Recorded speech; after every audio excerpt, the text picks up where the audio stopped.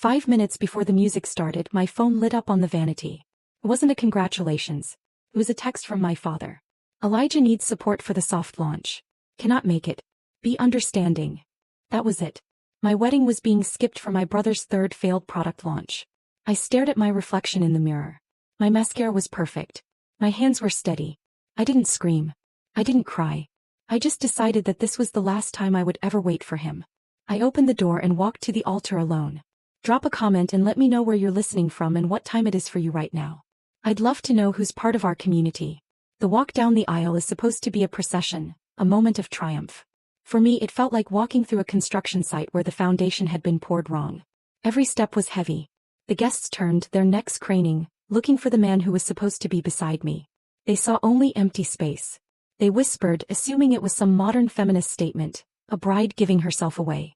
They didn't know that I wasn't walking alone by choice. I was walking alone because I had been trained for it my entire life. Growing up on the Vineyard estate was a lesson in invisibility.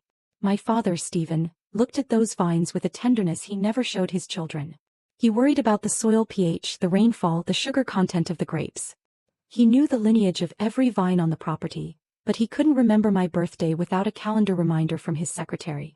My mother, Julie, was just part of the scenery, fading into the beige wallpaper, ensuring nothing disturbed Stephen's mood.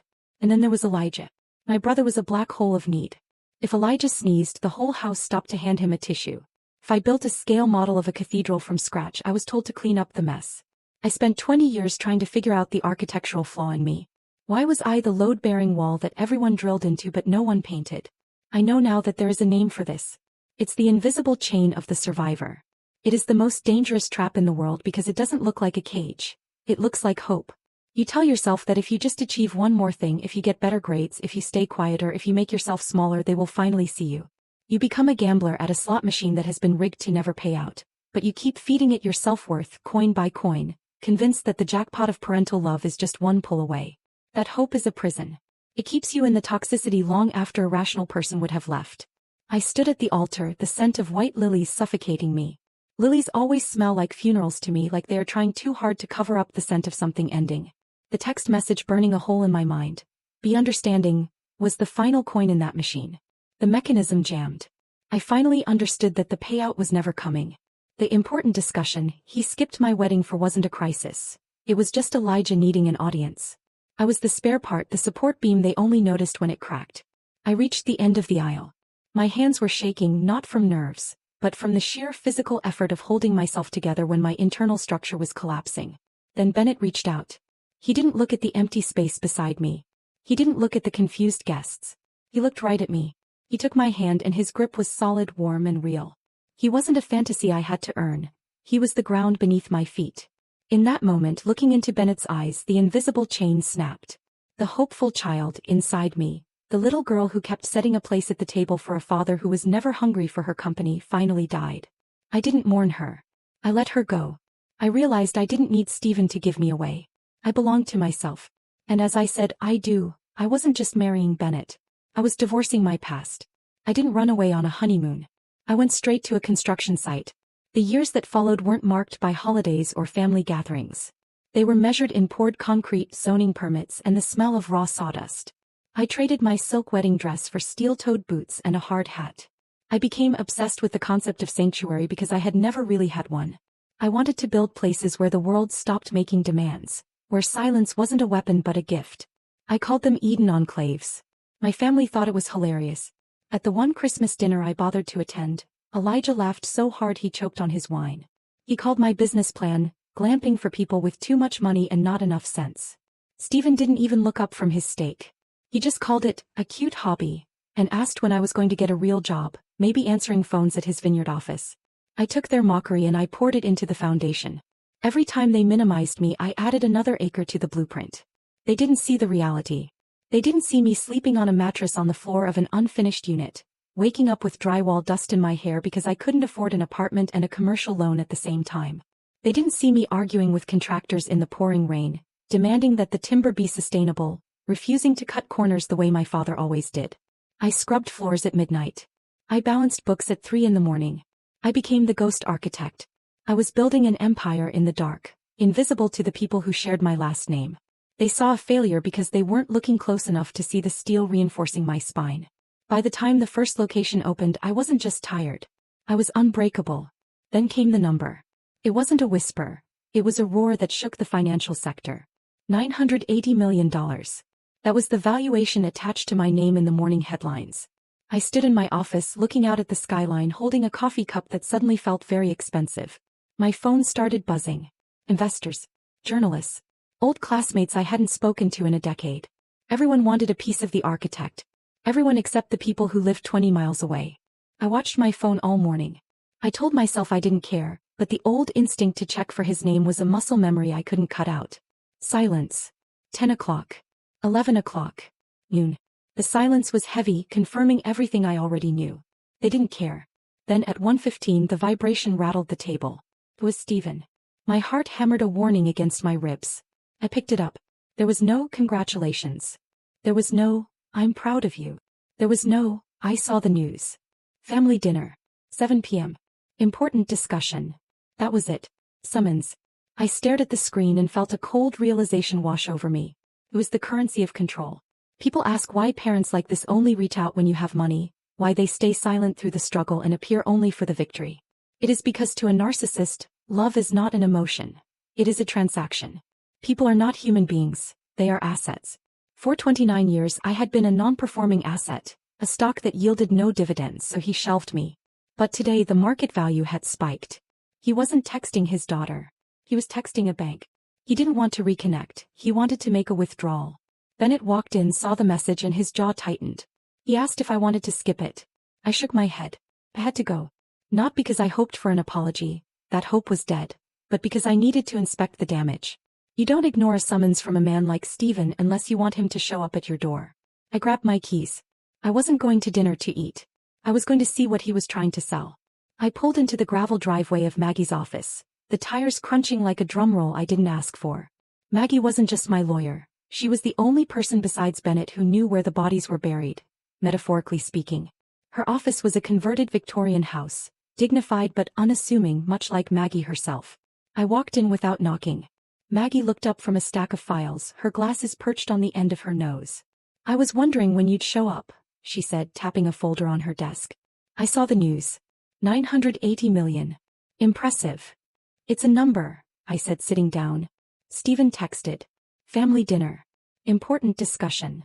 Maggie raised an eyebrow. Of course he did. He smells blood in the water, or in this case fresh cash in the account. You want me to send a cease and desist? No, I said. I want to know what I'm walking into. Pull the records on the estate. Maggie turned to her computer.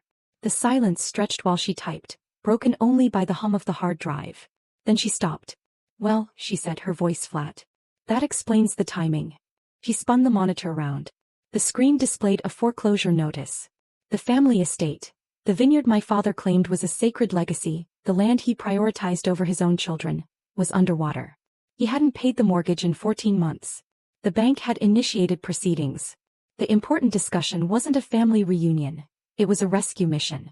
He needed a bailout and he needed it fast. He's broke, I said, the words tasting like ash. All that posturing, all that arrogance, and he's broke. It gets worse, Maggie said. Look at the list of creditors. He's leveraged everything.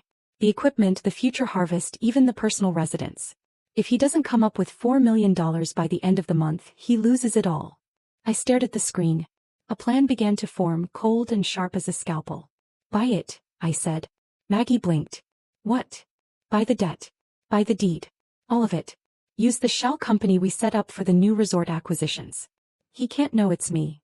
Violet, Maggie warned. This is messy. You're buying a sinking ship. I'm not buying a ship, I said. I'm buying the captain's chair. Do it. Maggie sighed but started typing again. Fine. I can have the paperwork ready within the hour.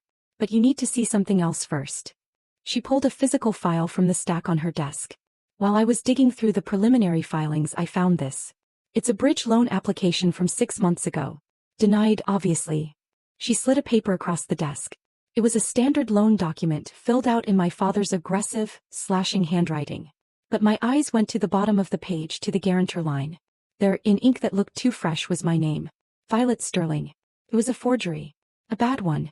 The V was too sharp, the loop on the G too wide. But it was there. My father had tried to use my credit, my name, my reputation to secure a loan without my knowledge. The room went cold. This wasn't just financial irresponsibility. This was a crime. This was betrayal on a molecular level. He hadn't just ignored me, he had actively tried to steal from me. The important discussion tonight wasn't just a plea for money, it was an ambush. He was going to try to get me to retroactively validate this fraud, to sign something that would make his crime disappear. I looked up at Maggie. The last shred of hesitation, the final microscopic fiber of guilt about buying his home out from under him, evaporated. Get the deed, I said, my voice steady. I want to own every brick, every vine, every blade of grass by 6:30. Maggie nodded, a grim smile touching her lips. Consider it done.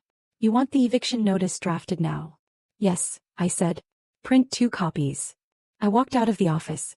The air outside felt different, sharper, clearer. I wasn't just a daughter anymore. I wasn't just a CEO. I was the reaper, and I was going home to collect. The drive to the estate was a masterclass in decay. I hadn't visited in 3 years, and the neglect was screaming. The iron gates were rusted open, frozen in a permanent welcome that felt more like a surrender. The vines, once Stephen's pride, looked like arthritic fingers clawing at the trellis, brown and brittle. He had stopped paying the groundskeepers months ago. It was a Potemkin village, a facade of grandeur held together by debt and delusion. I parked my car next to Elijah's leased sports car, a vehicle that cost more than the annual maintenance budget for the vineyard. I took a breath. The air here didn't smell like grapes anymore. It smelled like stagnation. Julie opened the door before I could knock. She was wearing pearls and a smile that didn't reach her eyes.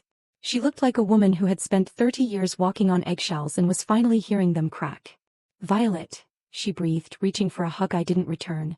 We were worried you wouldn't make it. Your father is eager. I bet he is, I said, stepping past her. The dining room was set for a coronation. Crystal glasses, silver candlesticks, the good china that we were never allowed to touch as children. Stephen sat at the head of the table, a bottle of wine open in front of him. He looked thinner, the skin around his jaw slack, but his eyes still held that familiar, dangerous glint of entitlement. Elijah was slouched to his right, scrolling on his phone, looking bored. Sit, Stephen commanded, gesturing to the chair opposite him. Not a greeting. A directive. I sat. I placed my tablet on the table, face down. We ordered the prime rib, Elijah said, not looking up. Figured you could afford to chip in for the catering later. Elijah, Julie chided, her voice trembling. Let's just have a nice dinner. Let's skip the dinner, I said. I have an early morning. You said this was an important discussion. Stephen poured himself a glass of wine. He swirled it, performing the ritual of the connoisseur, ignoring the fact that he was drinking a vintage from a vineyard he effectively no longer owned. You've done well for yourself, Violet, he said. It sounded like an accusation. 980 million. That's a lot of wellness retreats. It's a lot of work, I corrected. Work, he scoffed. You built fancy tents for burnt-out tech CEOs. I built a legacy from the earth. Real work. But the market has been unkind to tradition. He leaned forward. We have a liquidity issue. Temporary. The vineyard needs a bridge. A cash injection to get us through the harvest. And you want money, I said. I need a guarantor, Stephen insisted, sliding a loan document across the table. To save the family name. Like you tried to save it when you forged my signature 6 months ago? I countered. When he exploded in rage, threatening to burn the house down rather than lose it, I simply tapped my tablet. I didn't come to invest in your legacy, Stephen, I said as his phone notified him of the title transfer. I bought your debt, the mortgage, the loans, everything. This house is mine now. I've foreclosed on you. I gave them 30 minutes to vacate. Elijah screamed about his stolen inheritance and my mother wept, but I stood firm. I wasn't just evicting them, I was amputating the rot from my life. 6 months later, the gloomy estate was gone. In its place stood Eden Enclaves, a light-filled sanctuary for trauma survivors. I didn't seek revenge by destroying the past, I practiced the justice of the sower. I used the toxic soil of my childhood to grow something that heals. I am no longer the daughter seeking approval. I am the architect who built peace from the wreckage.